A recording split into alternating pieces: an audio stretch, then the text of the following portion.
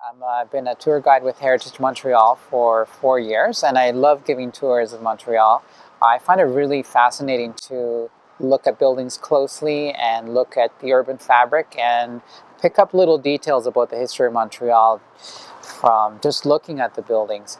And particularly in Dorchester Square, there's so much richness of the architecture here.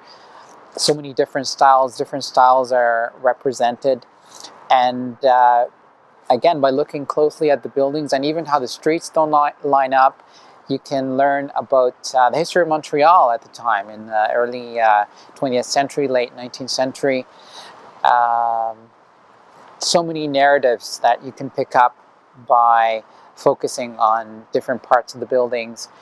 And sometimes we wonder about what it means to have an identity in Montreal. And I think you can learn about the narratives of the history from looking closely at the buildings and how the buildings are put together and how they relate to each other and how they create space in between them and how people use them.